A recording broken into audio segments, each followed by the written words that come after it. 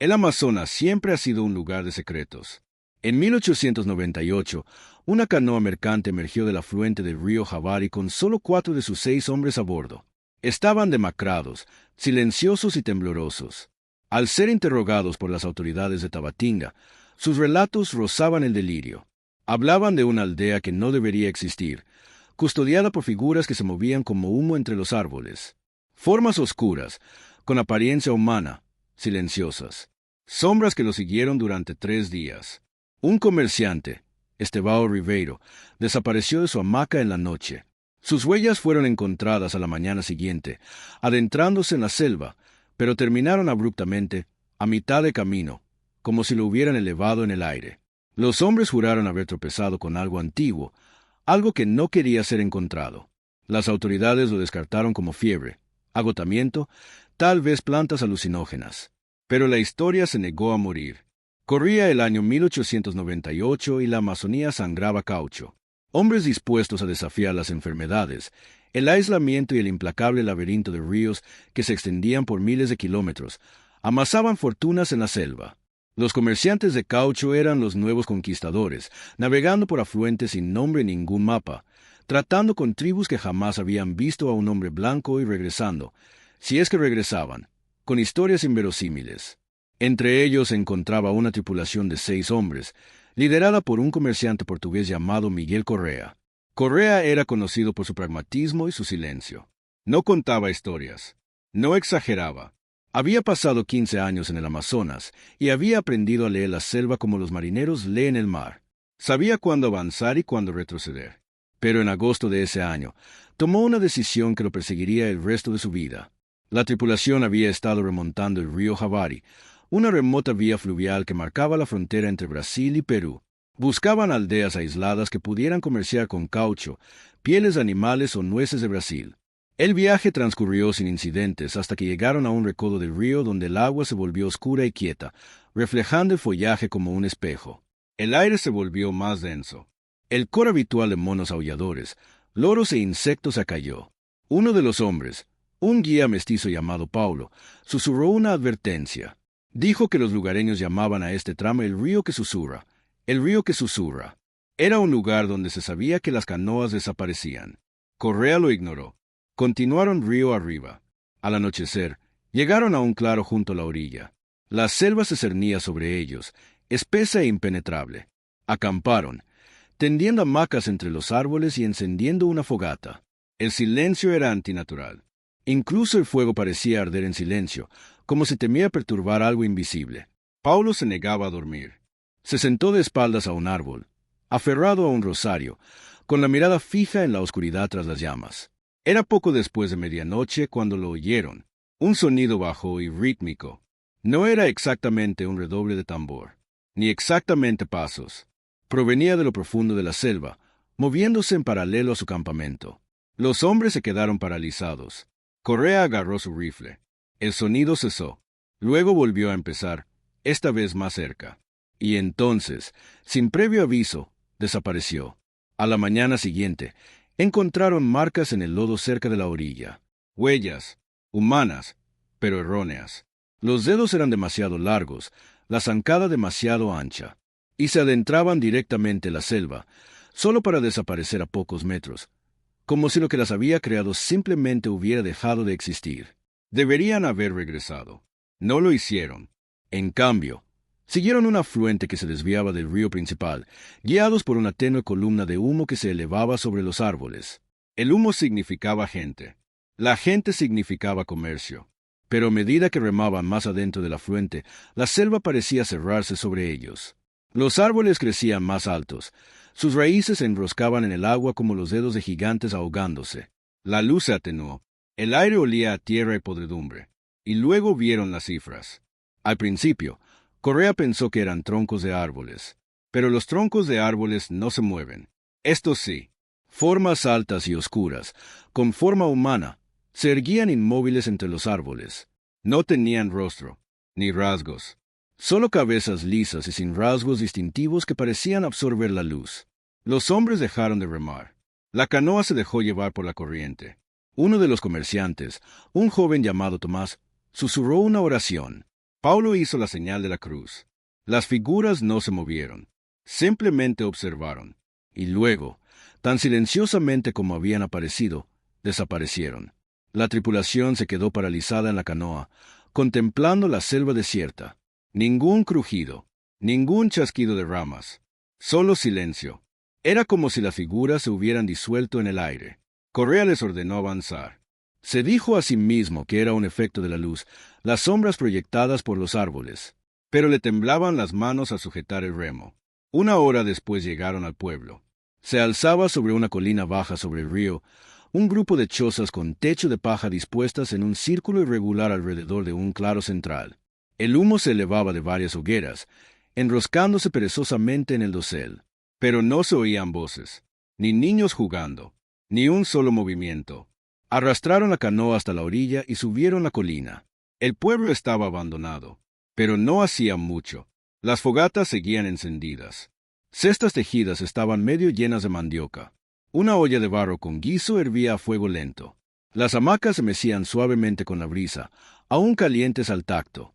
Fue como si toda la tribu hubiera desaparecido en un instante. Correa y sus hombres registraron las chozas. Encontraron herramientas, comida, armas, todo lo necesario para la supervivencia de una aldea. Pero no había gente, ni rastro de lucha, ni sangre, ni cadáveres.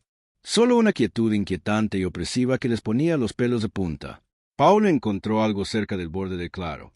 Una serie de símbolos tallados en un poste de madera. Reconoció el estilo. Mayoruna, una tribu que se sabe que habita la región. Pero los símbolos en sí mismos le resultaban desconocidos. Representaban figuras altas y alargadas sin rostro, de pie en círculo alrededor de un grupo de figuras humanas más pequeñas. Al pie del poste, una sola palabra estaba grabada en un portugués tosco: oscuridad. Oscuridad. Tomás quería irse de inmediato. Dijo que el lugar estaba maldito, pero Correa se negó. Necesitaba respuestas. Decidieron quedarse hasta la mañana, con la esperanza de que los aldeanos regresaran. Esa noche, las sombras vinieron por ellos. La primera noche en la aldea abandonada transcurrió en un silencio inquietante. Los hombres se turnaban para vigilar, pero ninguno podía quitarse la sensación de estar siendo observados. La selva se cernía sobre el claro, un muro de oscuridad roto solo por el tenue resplandor de las fogatas. Cada susurro de las hojas, cada crujido de una rama, les llenaba las venas de adrenalina. Miguel Correa permaneció despierto durante horas, con el rifle sobre el regazo, mirando fijamente a vacío más allá de la luz de la fogata. Había pasado 15 años en la Amazonía. Se había enfrentado a jaguares, serpientes venenosas y tribus hostiles. Pero esto era diferente. Era algo que no podía ver, no podía combatir, no podía comprender. Al amanecer, se reunieron en el centro del pueblo. Las hogueras del día anterior se habían reducido a cenizas, pero se habían encendido otras nuevas durante la noche. No por los comerciantes, por algo más. Correa contó 3 hogueras nuevas dispuestas en un triángulo perfecto alrededor del claro. Nadie había oído pasos. Nadie había visto movimiento. Sin embargo, las hogueras estaban allí, ardiendo silenciosamente, como si las hubieran colocado manos invisibles. Paulo se negó a hablar. Se sentó en el suelo, con los ojos abiertos, murmurando oraciones en voz baja. Tomás quería irse de inmediato, pero Correa insistió en que exploraran los alrededores. Si los aldeanos habían huido, habría rastros, pruebas, algo. Se dividieron en 2 grupos. Correa, Tomás y otro comerciante llamado Javier se dirigieron al este, adentrándose en la selva. Paulo, Estevão Ribeiro y un cuarto hombre llamado Carlos se quedaron para vigilar la canoa. La selva era sofocante. El dosel bloqueaba el sol, dejando el suelo del bosque en un crepúsculo perpetuo. Las enredaderas colgaban como cortinas, gruesas y enmarañadas. El suelo era blando, cubierto de capas de hojas podridas y musgo. Avanzaban lentamente, machetes en mano, cortando la maleza. Después de 1 hora, encontraron algo. Un sendero. No un camino natural, sino una ruta forjada a propósito en la selva. La vegetación había sido talada recientemente. Las ramas cortadas aún estaban verdes y rezumaban savia. El sendero era lo suficientemente ancho para una sola persona y se adentraba en el bosque, serpenteando entre árboles enormes cuyas raíces se alzaban de la tierra como muros antiguos. Correa lo siguió. Los demás dudaron, pero finalmente se pusieron en fila. El sendero se extendía por casi 1,5 kilómetros, dando vueltas sin sentido.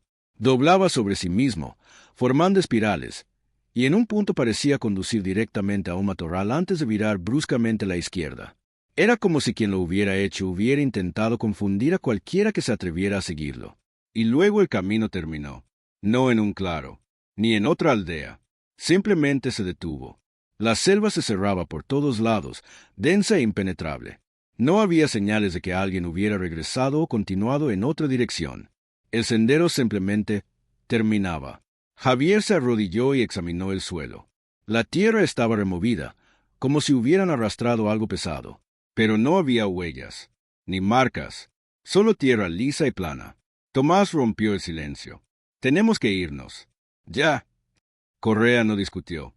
Se dieron la vuelta y volvieron sobre sus pasos, moviéndose más rápido ahora, sin preocuparse ya por el sigilo.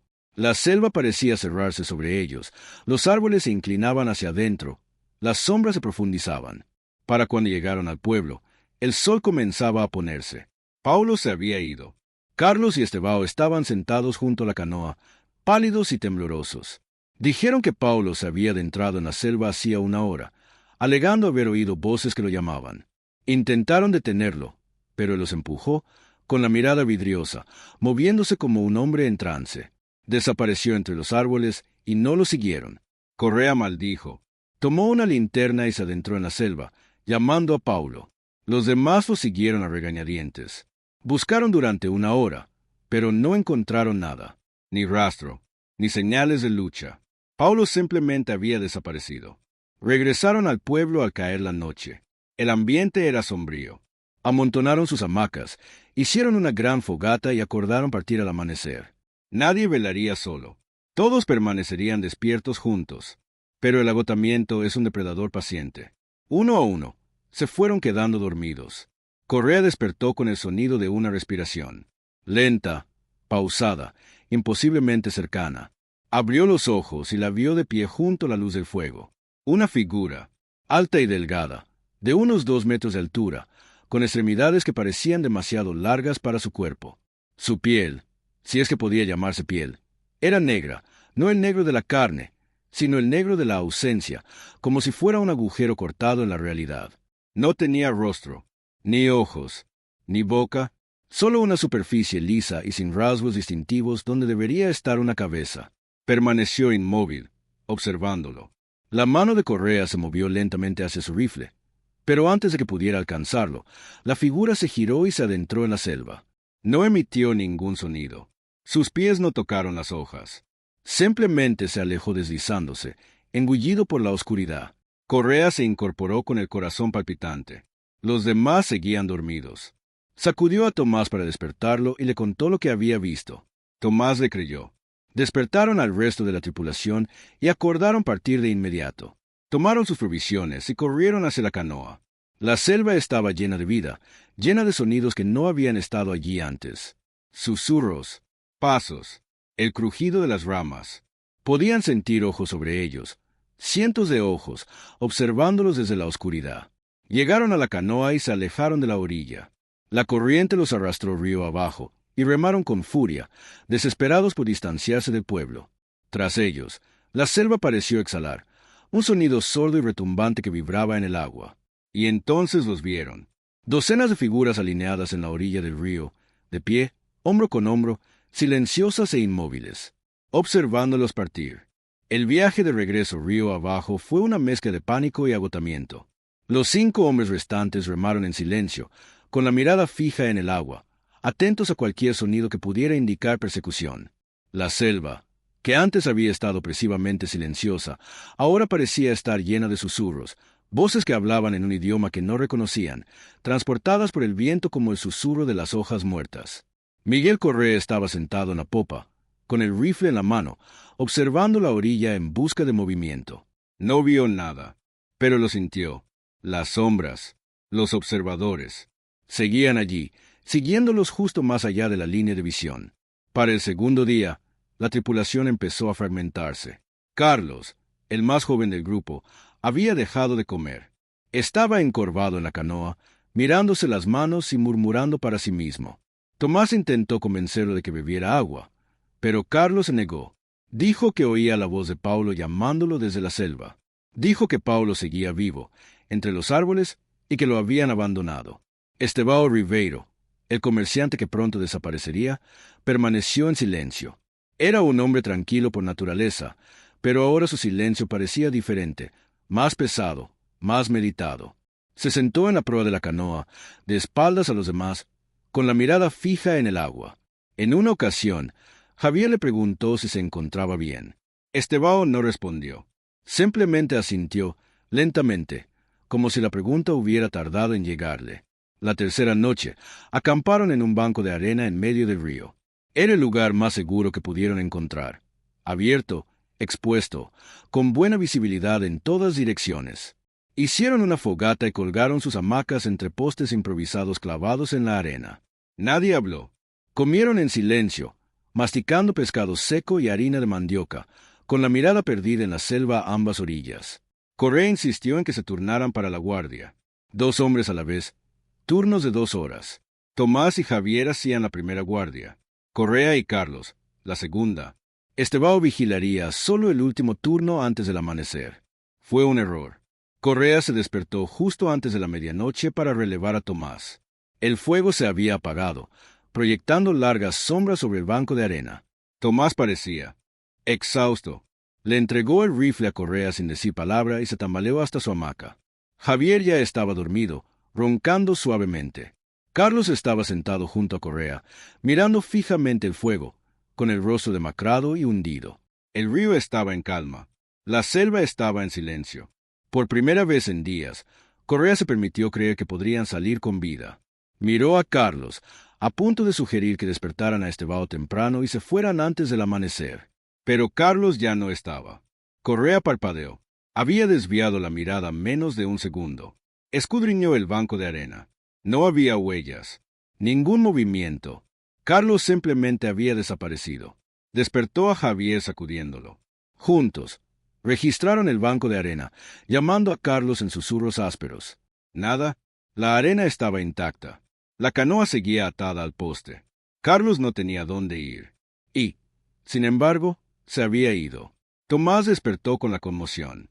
Se unió a la búsqueda, pero fue inútil.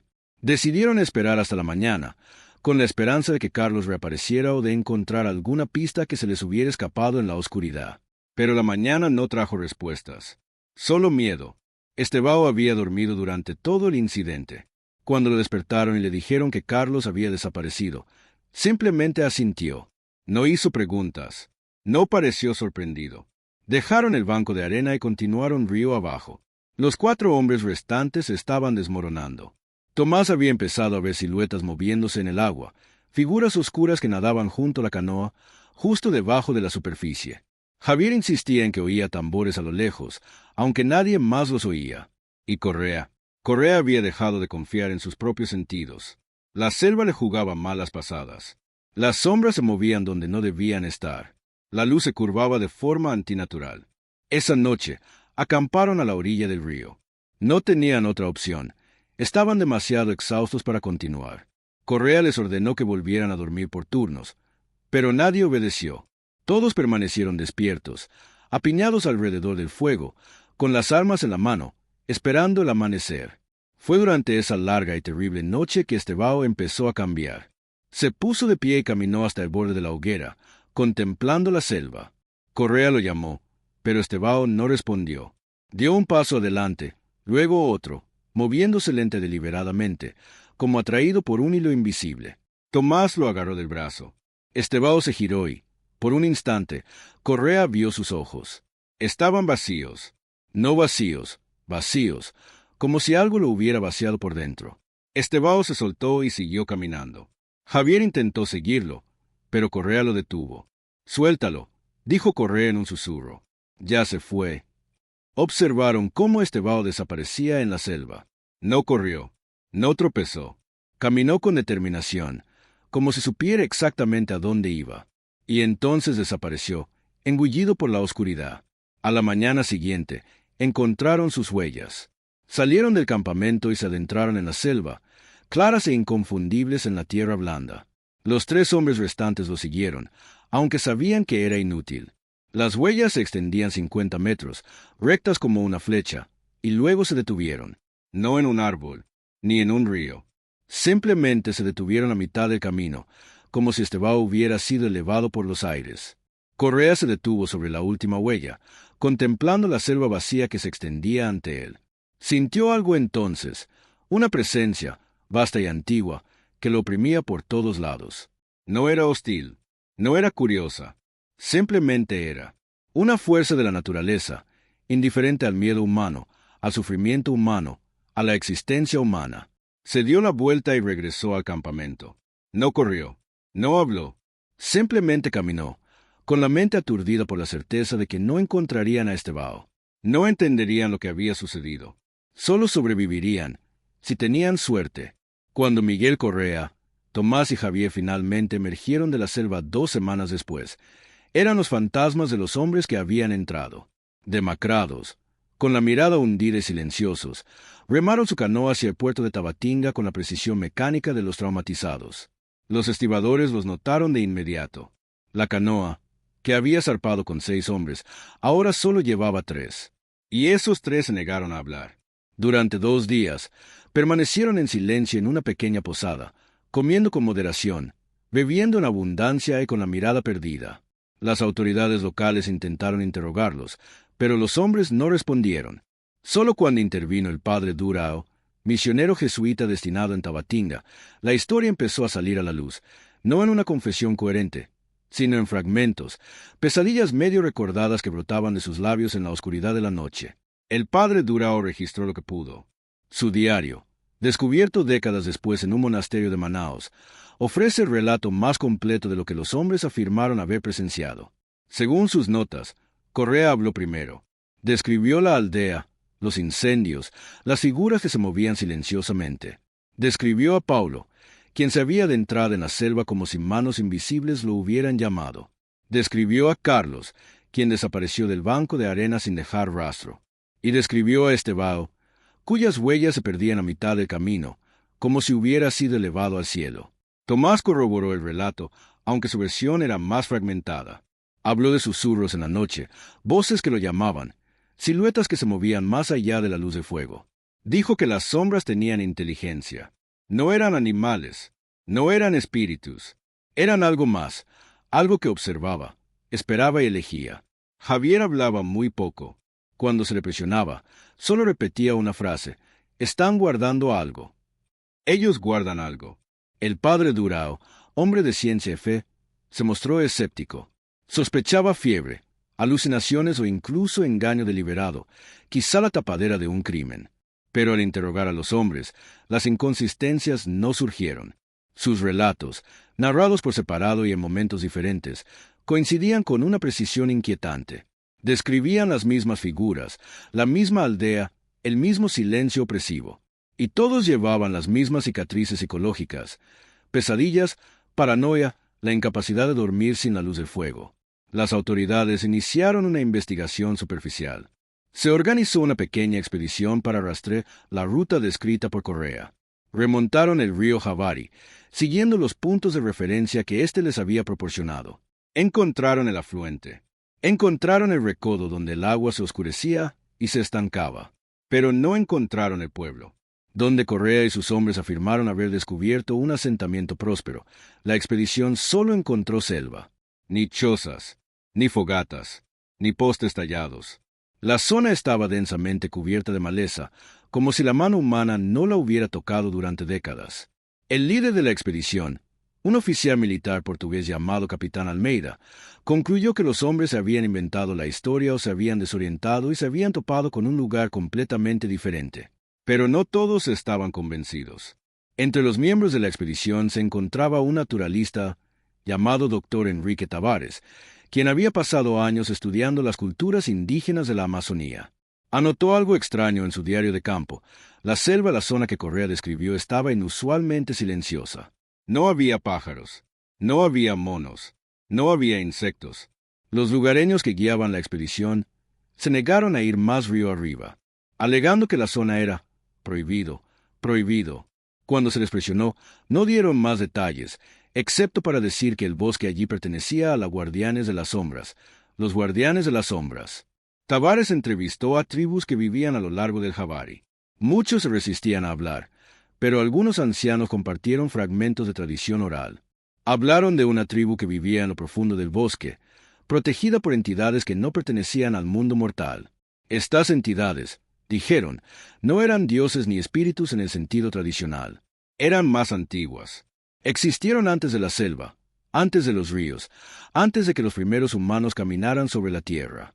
Servían como centinelas, custodiando lugares a los que los humanos no debían entrar.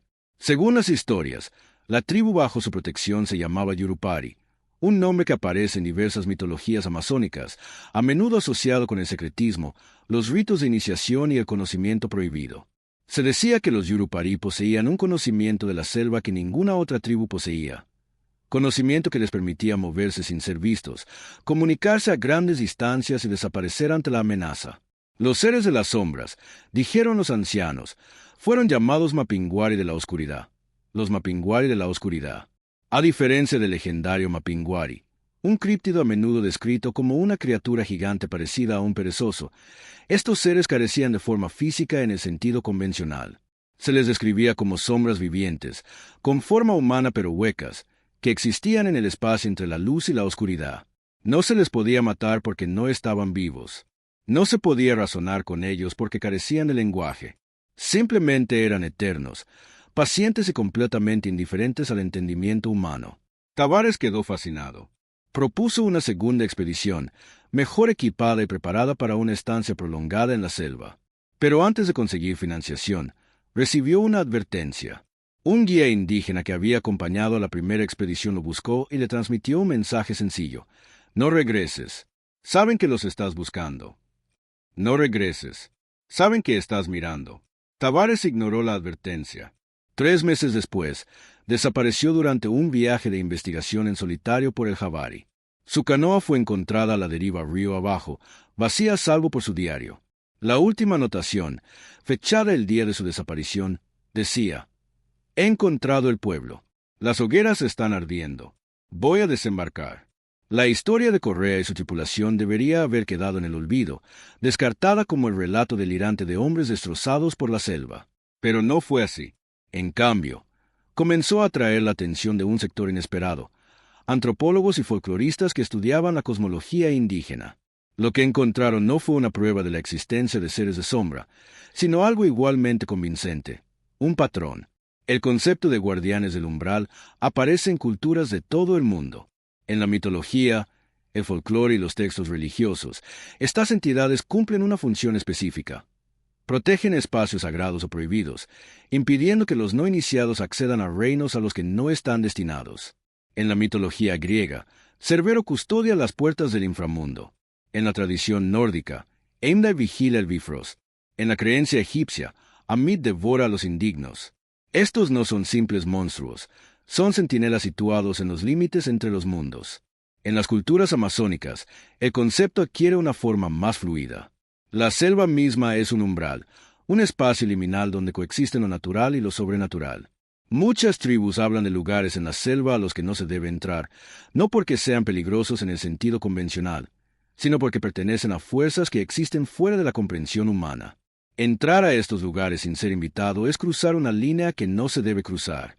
La doctora Helena Souza, antropóloga brasileña que vivió 20 años entre comunidades indígenas de la Amazonía, documentó docenas de relatos similares a Le Correa. En su libro de 1967, Los Guardianes Olvidados, recopiló testimonios de comerciantes, misioneros y exploradores que afirmaban haber encontrado sombras humanoides en zonas remotas de la selva. Las descripciones eran notablemente consistentes. Figuras altas y sin rasgos distintivos que se movían sin hacer ruido, aparecían sin previo aviso y desaparecían sin dejar rastro. Sousa argumentó que estos relatos no eran evidencia de seres de sombra literales, sino más bien una manifestación psicológica de la experiencia del umbral. Cuando los humanos entran en espacios profundamente desconocidos y culturalmente prohibidos, sugirió, sus mentes generan imágenes protectoras, símbolos de peligro que desalientan futuras intrusiones. Los seres de sombra, en esta interpretación, no eran entidades reales, sino proyecciones psicológicas, nacidas del reconocimiento subconsciente de que se había traspasado un límite. Pero no todos estuvieron de acuerdo. El doctor Antón Márquez, criptozoólogo y figura controvertida en el campo de los fenómenos inexplicables, argumentó que la teoría de Sousa era demasiado conveniente. Explicaba los relatos sin examinarlos a fondo. En su refutación de 1973, Sombras en el bosque, una investigación, Márquez presentó evidencia que sugería que algo más complejo estaba en juego. Señaló que los seres de sombra nunca se reportaban de forma aislada. Siempre aparecían en el contexto de un lugar específico, generalmente una aldea, un claro o un tramo de río asociado con la presencia indígena.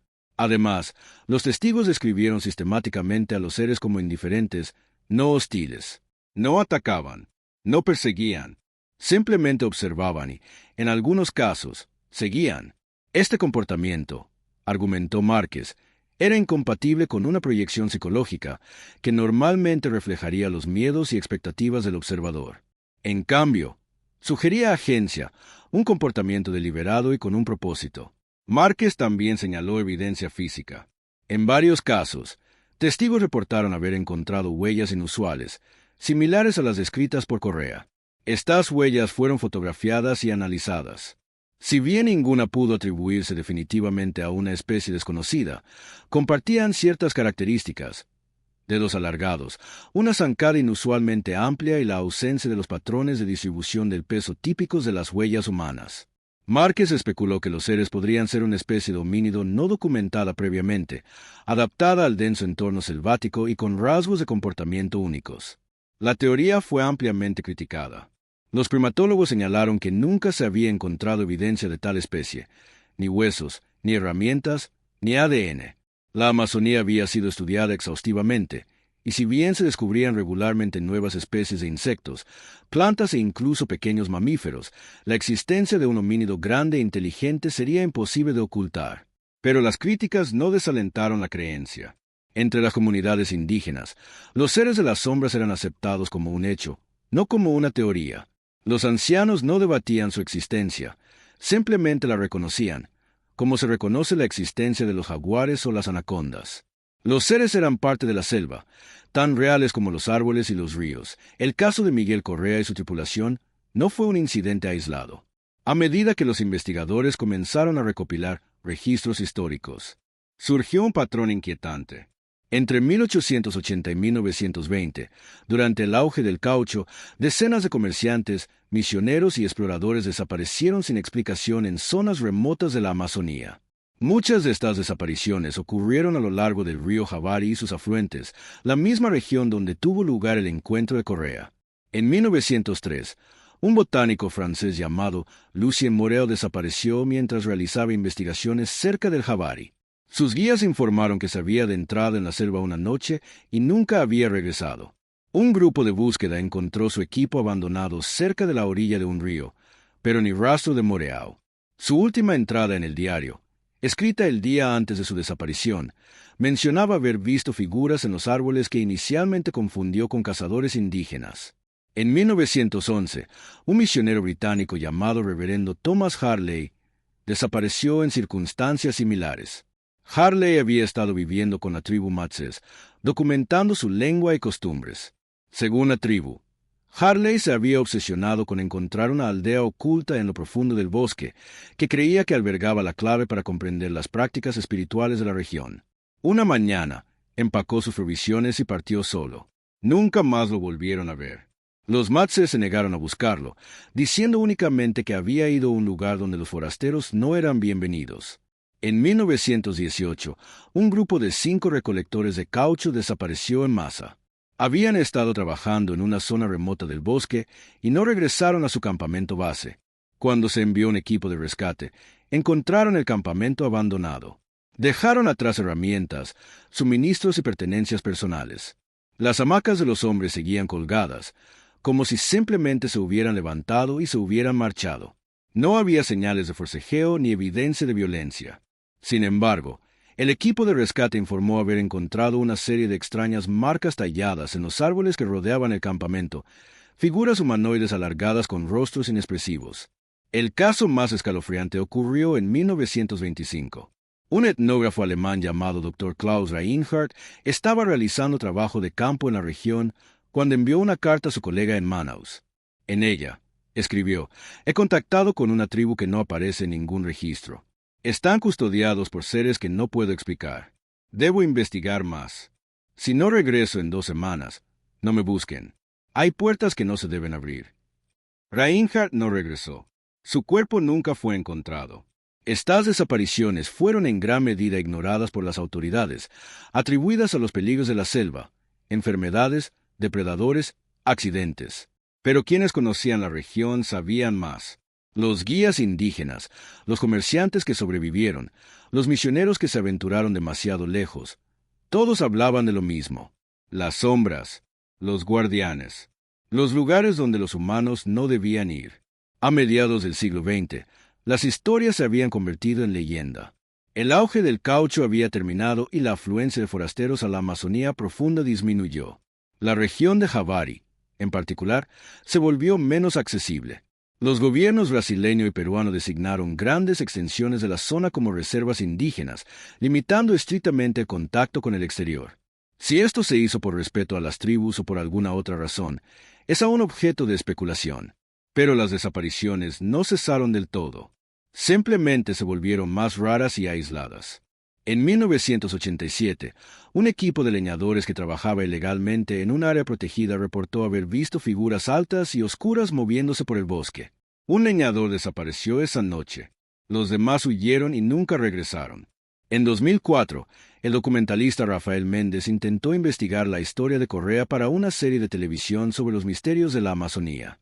Viajó al Javari con un pequeño equipo con la intención de filmar la región y entrevistar a las tribus locales. Su equipo regresó sin él. Afirmaron que Méndez había insistido en acampar cerca de un sitio marcado en un viejo mapa como territorio prohibido. Durante la noche, se adentró en la selva y desapareció. Su cámara fue encontrada una semana después, colgada de la rama de un árbol. Las imágenes no mostraban nada más que selva, árboles y oscuridad. El último fotograma, antes de apagar la cámara, mostraba una única forma borrosa moviéndose entre los árboles, alta, oscura e imposible de identificar. ¿Qué son los seres de las sombras? Más de un siglo después del encuentro de Correa, la pregunta sigue sin respuesta. Pero las teorías, científicas, psicológicas, folclóricas y paranormales, siguen evolucionando, cada uno ofreciendo una perspectiva diferente para analizar el misterio. La explicación académica más aceptada es psicológica. Sus defensores argumentan que los seres de sombras son una forma de alucinación colectiva, desencadenada por el estrés extremo, el aislamiento y la privación sensorial del entorno de la selva profunda. La Amazonía, especialmente a finales del siglo XIX y principios del XX, era un lugar de profunda desorientación para los forasteros. La densa vegetación bloqueaba el sol, limitando la visibilidad y alterando los ritmos circadianos. El zumbido constante de los insectos, la humedad opresiva y la constante amenaza de enfermedades creaban una olla a presión psicológica. En este entorno, la mente podía generar fácilmente alucinaciones protectoras, figuras amenazantes diseñadas para reforzar el instinto de huir. Esta teoría se sustenta en casos documentados de fiebre de expedición, término utilizado para describir el colapso psicológico que experimentan los exploradores en entornos hostiles. Los síntomas incluyen paranoia, alucinaciones auditivas y visuales, y episodios disociativos. Los seres de las sombras, desde esta perspectiva, son simplemente una manifestación de este fenómeno. Sin embargo, los críticos señalan que esta explicación no logra explicar la coherencia de las descripciones de testigos no relacionados, muchos de los cuales desconocían los relatos de los demás. Tampoco explica los rastros físicos, las huellas, los símbolos tallados, los pueblos abandonados. Una teoría más controvertida sugiere que los seres de las sombras son una especie desconocida de primate, posiblemente una población superviviente de un homínido extinto. Los criptozoólogos argumentan que la Amazonía, con sus vastas regiones inexploradas, podría albergar fácilmente una especie solitaria adaptada para evitar el contacto humano. Las proporciones alargadas, el comportamiento nocturno y el movimiento silencioso podrían ser adaptaciones evolutivas. Esta teoría ganó fuerza en la década de 1970 cuando la primatóloga Dra. Olga Ivanova propuso que los seres podrían estar relacionados con Homo floresiensis, la especie llamada Hobi descubierta en Indonesia. Mientras H. Floresiensis era pequeño. Ivanova especuló que un linaje paralelo en América del Sur podría haberse desarrollado de manera diferente, produciendo una forma más alta y más delgada. La teoría ha sido ampliamente descartada por la ciencia convencional. Nunca se han encontrado restos óseos, evidencia de ADN ni pruebas fotográficas definitivas. Y aunque se descubren nuevas especies en la Amazonía con regularidad, suelen ser pequeñas, insectos, anfibios, aves. La idea de un primate grande e inteligente que ha evadido la detección durante siglos pone en entredicho su credibilidad. Desde la perspectiva de las culturas indígenas amazónicas, los seres de sombra no son un misterio. Son una realidad conocida. Son guardianes centinelas colocados por fuerzas ancestrales para proteger espacios sagrados. Estos seres no son biológicos en el sentido convencional. Existen en el espacio liminal entre los mundos físico y espiritual, cumpliendo un propósito que trasciende la comprensión humana. En esta cosmovisión, la tribu Yurupari, la gente con la que Correa y sus hombres pudieron haberse topado, no solo estaba protegida por las sombras. Mantenían una relación con ellas, unidas por antiguos acuerdos y rituales que los forasteros jamás podrían comprender. Entrar en su territorio sin invitación era violar una frontera cósmica, y las sombras la imponían. Esta explicación resuena en quienes abordan el misterio desde una perspectiva espiritual o filosófica. Replantea la pregunta de qué son, a qué representan. Desde esta perspectiva, los seres de sombra son símbolos de los límites del conocimiento humano, recordatorios de que no todos los espacios, todos los conocimientos, todas las experiencias están destinados a ser accedidos. Finalmente, existe la interpretación paranormal, que sugiere que los seres de la sombra son entidades interdimensionales o manifestaciones de la conciencia que existen fuera de los parámetros normales de la realidad física. Quienes defienden esta perspectiva señalan la aparente capacidad de los seres para aparecer y desaparecer sin dejar rastro, su falta de forma física clara y su aparente impermeabilidad a la interacción convencional. Algunos investigadores han establecido paralelismos entre los seres de las sombras amazónicas y entidades similares de otras culturas. El pueblo de las sombras de las leyendas urbanas, los Jin de la tradición islámica y los Nalusa Falaya de la mitología Choctaw. Estas comparaciones sugieren que el fenómeno podría ser global y manifestarse de forma diferente según el contexto cultural. Esta explicación es la menos comprobable, por consiguiente, la más especulativa, pero apela a una intuición humana más profunda, la sensación de que el mundo contiene más de lo que se puede medir, categorizar y explicar. En 2019, viajé a Tabatinga, recorriendo la ruta que Miguel Correa recorrió hace más de un siglo. Mi objetivo no era encontrar a los seres de la sombra. No soy criptozoólogo ni buscador de emociones. Soy un narrador, atraído por los límites de la experiencia humana, por los lugares donde la certeza se disuelve y el misterio se apodera. Quería comprender lo que Correa sintió, lo que vio y por qué su historia se resiste a desvanecerse. El río Javari ha cambiado desde la época de Correa. El auge del caucho terminó hace mucho. La selva, antaña explotada y devastada, ha recuperado gran parte de lo que le fue arrebatado. Las reservas indígenas ahora protegen vastas extensiones de la región y el acceso está estrictamente controlado.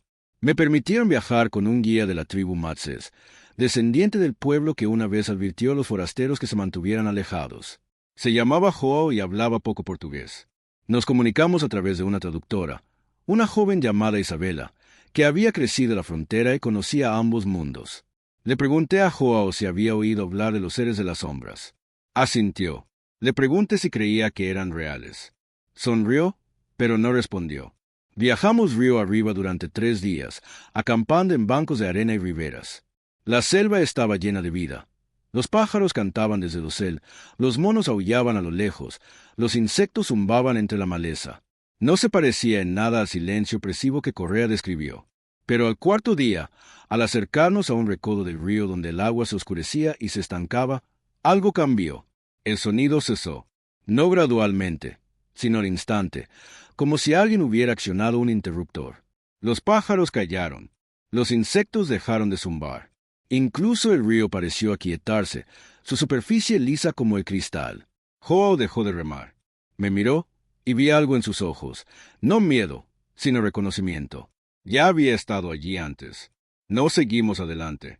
Joao dio la vuelta a la canoa sin decir palabra y remamos de regreso por donde habíamos venido.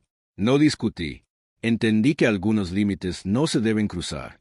Esa noche, junto a la fogata, le pregunté a Joao por qué habíamos regresado. A través de Isabela, me dio una respuesta sencilla. No te quieren allí. No te quieren allí. Lo presioné. ¿Quiénes son ellos? No respondió. En cambio, me contó una historia. Dijo que cuando era niño, su abuelo lo llevó al bosque para enseñarle a cazar. Llegaron a un lugar donde los árboles crecían altos y frondosos, donde la luz apenas tocaba el suelo. Su abuelo se detuvo y señaló un poste tallado, medio oculto entre la maleza. Estaba cubierto de símbolos, figuras alargadas, círculos, líneas. Su abuelo dijo, «Este es el límite. Más allá de esto, no iremos». Joao preguntó por qué. Su abuelo dijo, «Porque más allá de esto, no estamos solos». Le pregunté a Joao si alguna vez había cruzado el límite. Negó con la cabeza. ¿Por qué lo haría? Era una pregunta que no podía responder. Había venido buscando una historia, un misterio, una verdad, pero sentado allí, a la luz del fuego, con la selva apretándose por todos lados, comprendí que la verdad era más simple, profunda de lo que había imaginado. Los seres de las sombras, reales, imaginarios o algo intermedio, no eran el misterio. El misterio era la frontera misma, el reconocimiento de que hay lugares en el mundo, y quizás en la existencia, que no están destinados a nosotros. Miguel Correa finalmente lo entendió. Tras su regreso del Javari, nunca habló públicamente de lo que había visto. Vivió tranquilamente, regentó un pequeño puesto comercial y falleció en 1934.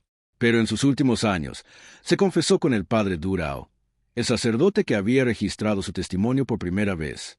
Dijo que ya no creía que los seres de las sombras fueran criaturas o espíritus. Creía que eran una especie de conciencia, antigua, paciente, completamente indiferente a la comprensión humana. Eran la forma en que el bosque decía, «No perteneces aquí». Y quizás esa sea la respuesta. No es una explicación científica ni una revelación paranormal, sino una simple verdad. El mundo tiene límites, y no todos están destinados a ser cruzados.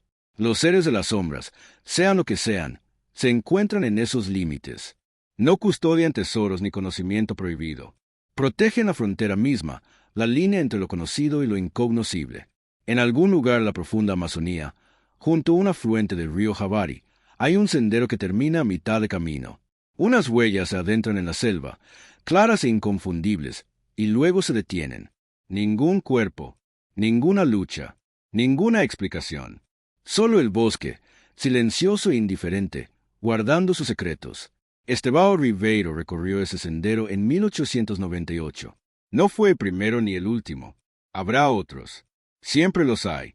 Personas atraídas por la curiosidad, la codicia o la simple necesidad humana de saber que hay más allá del límite. Algunos regresarán, atormentados y transformados. Otros desaparecerán, engullidos por la verde oscuridad, dejando solo preguntas. Los seres de la sombra permanecen. No cazan. No pasan hambre. Simplemente existen, observando desde lugares donde no deberíamos entrar, de pie en los umbrales que no deberíamos cruzar. Y quizás así debería ser. Porque algunos misterios no son acertijos por resolver. Son límites que respetar. Al final, el Amazonas guarda sus secretos. Y las sombras guardan el Amazonas.